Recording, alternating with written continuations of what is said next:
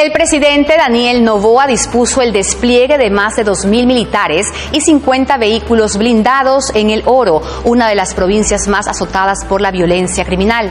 El jefe de Estado verificó el despliegue de los uniformados hacia diversas zonas de la provincia.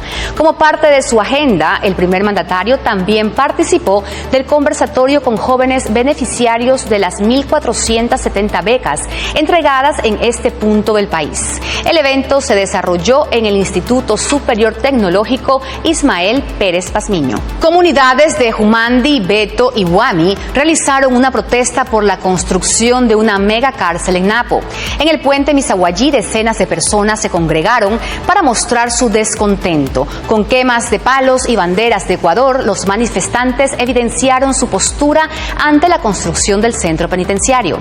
Recordemos que la semana pasada la asambleísta de Napo, Sandra Rueda, indicó que no se oponen a la edificación del recinto carcelario en la provincia, pero sí a la ubicación, pues se encuentra a pocos metros de varias unidades educativas. El presidente de la República, Daniel Noboa, se comprometió a acabar con los apagones desde el 20 de diciembre, una apuesta en la que cuenta con un factor a su favor: la reducción del consumo eléctrico durante los fines de semana y feriados.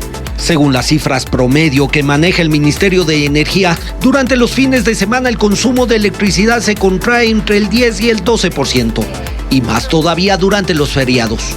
Serán 10 días de bajo consumo que empiezan el fin de semana del 21 y 22 de diciembre, el feriado de Navidad, el fin de semana del 28 y 29 y el feriado de 5 días decretado por el presidente entre el 1 y el 5 de enero, días en que las actividades productivas se suspenden o se reducen. El Ministerio de Energía calcula que en esos días se requerirán apenas 150 megavatios más de los que se producen con los apagones vigentes. Una muestra es lo que sucedió en diciembre del año pasado. La energía que se requirió de lunes a viernes fue de 4.580 megavatios en promedio. Los fines de semana fue menos, 4.110 megavatios, y el requerimiento eléctrico fue aún menor durante el feriado de Año Nuevo, cuando se necesitaron solo 3.630 megavatios. La reducción del consumo es un factor que ayudará a cumplir el ofrecimiento presidencial durante los últimos días de diciembre, pero no será suficiente para sostener el consumo regular a largo plazo. Para eso se requerirá aumentar la generación termoeléctrica e hidroeléctrica, y eso solo puede ocurrir si las lluvias se mantienen. Tenemos disponible al complejo hidroeléctrico integral Pauta y son 1.750 megavatios, y si sigue lloviendo también en la Amazonía tenemos garantizado al menos tener más de 800 megavatios en Coca-Cola Sinclair. Si llega a pasar esto, sí es factible que la última semana en nuestras estimaciones se lleguen a tener o se eliminen los apagones. El problema se trasladará a enero si entonces, y esto según los técnicos, no se cuenta con nuevas fuentes de generación. Para evitar los apagones se necesitarán al menos 700 megavatios adicionales. Luego de un consumo reducido que se da por los apagones, viene un efecto que se llama rebote, es decir, un consumo que excede el promedio. Y después de un tiempo se vuelve a estabilizar, se vuelve a la normalidad. Entonces ahí vamos a tener un pico. El gobierno apunta a que hasta finales de febrero estén disponibles 681 megavatios de 6 contratos adjudicados para la compra y alquiler de generadores térmicos. Desde luz de 3 horas diarias, la central hidroeléctrica Mazar está operando con sus 2 turbinas desde las 8 horas de este martes. Esto de acuerdo con la información pública de la Corporación Eléctrica del Ecuador.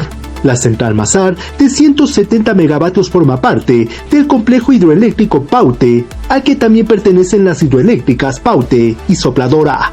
Así juntas, representan 1.756 megavatios de potencia, que equivale a 38% de la demanda nacional. El reservorio de Mazar que abastece a la central se encontraba a las 11 horas de este 10 de diciembre en 2.114 metros sobre el nivel del mar, el cual pese a todo sigue siendo bajo, si se toma en cuenta que su nivel máximo es de 2.153 metros sobre el nivel del mar, del cual aún lamentablemente está lejos.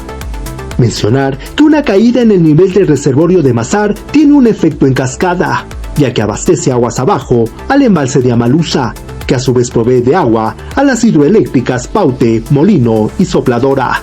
La sociabilización de la actual situación del parque hidroeléctrico del país se dio en el marco del anuncio del presidente Daniel Noboa de que los cortes de luz en Ecuador se suspenderán el próximo 20 de diciembre. Desde la Asamblea Nacional se solicitó al registro oficial que no se publique la ley para la prevención del lavado de activos, conocida también como Ley Antipillos, enviada para ese efecto por el presidente Daniel Noboa.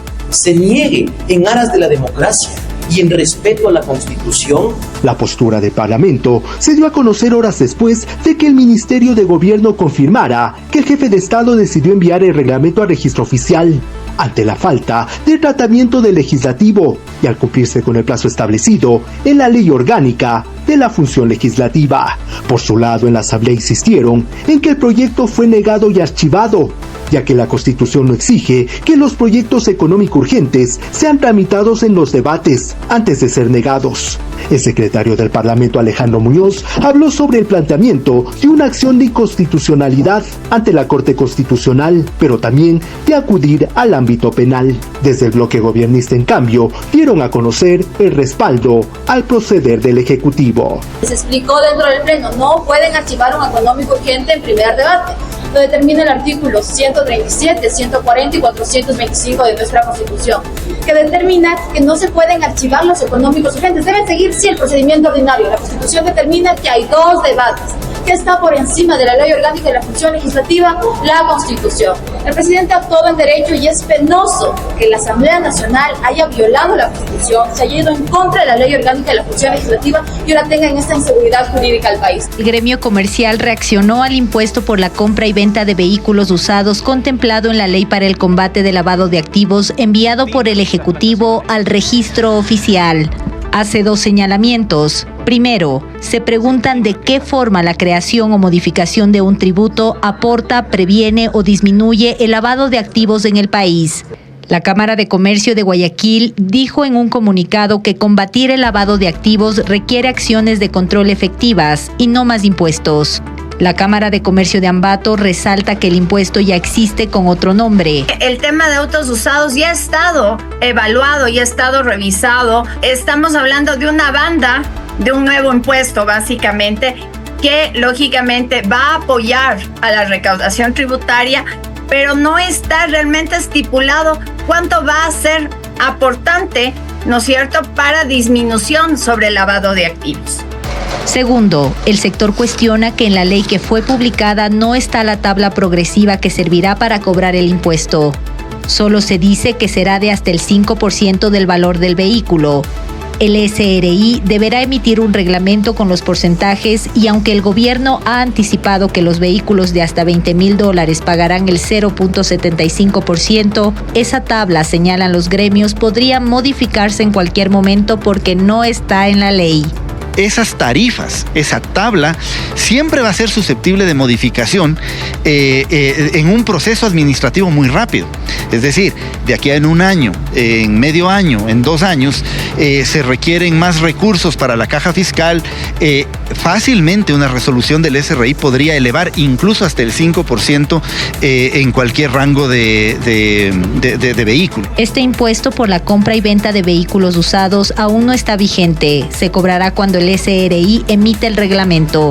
Para este viernes está previsto que la Asamblea Nacional debata sobre la ley que el presidente mandó a publicar como decreto ley sin haberse cumplido, dice el legislativo en su convocatoria, con el procedimiento establecido en el artículo 140 de la Constitución. Faltan 20 días para que culmine el 2024 y el Consejo Nacional de Salarios aún no define si habrá o no un incremento para el sueldo básico unificado en 2025. Sin embargo, las posturas entre empleadores y trabajadores son completamente opuestas. El Frente Unitario de Trabajadores, por ejemplo, propone que el incremento sea de $104, pues dicen que la canasta básica familiar sobrepasará los $800. El incremento que por lo menos cubra el costo de la canasta básica vital, que esté en $564. Hemos planteado que los $100 se puede incrementar durante los 12 meses. Cristóbal Buendía, en cambio, quien representa a otro gremio de trabajadores, considera que el aumento debería ser más cauto. Del 7% del salario básico unificado actual, cuyo monto estaría alrededor de $25. Por ejemplo, en materia tributaria, es un aumento del 14% de la recaudación. Este jueves el Consejo se reunirá por segunda ocasión y allí se podría llegar a un acuerdo, pero en caso de no hacerlo, el Código del Trabajo establece que será el Ministerio quien lo decida. Tomando en cuenta los parámetros, los índices de crecimiento de más o menos el 1.5 al 1.93%, que convertido en cifras vendría a ser un incremento de más o menos un 7.96, $8 el incremento. Cálculo que consideran los empleadores sería lo óptimo, tomando en cuenta que este año la crisis energética dejó pérdidas diarias al sector de aproximadamente $12 millones. Vemos que las plazas de empleo registrado en el IES tienden a la baja desde el 2022, una contracción en la economía, según datos del Banco Central, del 2.2% en el segundo trimestre. Entonces, la lógica técnica dice que no debe haber incremento. Sin embargo, hay una lógica jurídica. En todo caso, dicen los expertos, el 2025 será también un año electoral que seguramente influenciará la decisión del gobierno. La Cancillería dio a conocer que en 2024 se redujeron significativamente las cifras migratorias de ecuatorianos en tránsito por las principales rutas irregulares utilizadas para llegar a Estados Unidos. La cartera de Estado cita las cifras del Servicio Nacional de Migración de Panamá que indican que de enero a octubre se evidencia una disminución del 70% de ecuatorianos que cruzaron la selva del Darién con respecto al mismo periodo de 2023. Esto es una caída de 3.6 veces menos personas. Asimismo, la Cancillería detalla que la patrulla fronteriza de Estados Unidos ha reportado un 80% menos de compatriotas encontrados en situación irregular en lo que va de 2024. Y en México, según el Instituto Nacional de Migración, la reducción es del 35% desde marzo de 2024. La audiencia de evaluación y preparatoria de juicio por el delito de peculado dentro del caso Reconstrucción de Manabí cambió de fecha por 10ª ocasión. La diligencia estaba convocada para este miércoles a las 8 horas y ahora se fijó para el 20 de diciembre a las 8:30. En este caso son procesados el ex vicepresidente de la República, Jorge Glass, el ex ministro de Transporte y Obras Públicas del gobierno de Rafael Correa, Walter Solís, y otras 7 personas más. El cambio de fecha está relacionado con la ausencia de una de las defensas de los procesados y con un escrito presentado por Glass en el que anuncia que cambiará de abogados. Y el Consejo Metropolitano de Quito aprobó en segundo debate la proforma presupuestaria 2025 por 1.002 millones destinados al 55% en la inversión. El Patronato San José recibirá 2,1 millones más y el área social tendrá un incremento de 3,6 millones, alcanzando 43.7 millones de dólares. El gasto corriente representa el 45%, con 220 millones para remuneraciones y 22%, 171,5 millones para administrativos.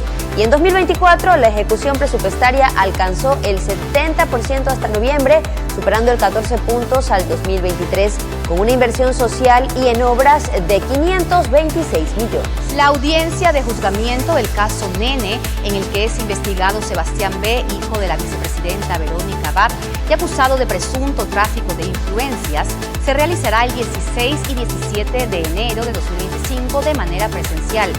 La diligencia se desarrollará en una de las salas del segundo piso del Complejo Judicial Norte de Quito. El caso Nene inició el pasado 22 de marzo de 2024, cuando el hijo de la segunda mandataria fue detenido tras una denuncia presentada por Rommel P., quien supuestamente iba a ocupar un cargo de comunicación en la vicepresidencia a cambio de entregar dinero al hijo de Abad. En la cuarta sesión de la comisión que analiza la reforma parcial a la Constitución sobre las bases militares extranjeras, los representantes de la Corte Constitucional y de la Corte Nacional de Justicia no asistieron. Los legisladores han señalado que insistirán en convocar a estos organismos para su participación en futuras sesiones. La Constitución ecuatoriana prohíbe la operación de bases militares extranjeras en el país, una limitación contemplada en el artículo 5. Esta restricción fue implementada durante el gobierno de Rafael Correa y la base de Manta fue el último caso de operaciones de este tipo, la cual dejó de operar en 2009 bajo un acuerdo bilateral. Puerto Bolívar es una parroquia urbana de Machala donde está el puerto marítimo del Oro. Desde aquí se exporta el 28% de la carga bananera nacional, pero también es el centro de la guerra entre tres organizaciones narcocriminales: Lobos, Lobos Box y Choneros.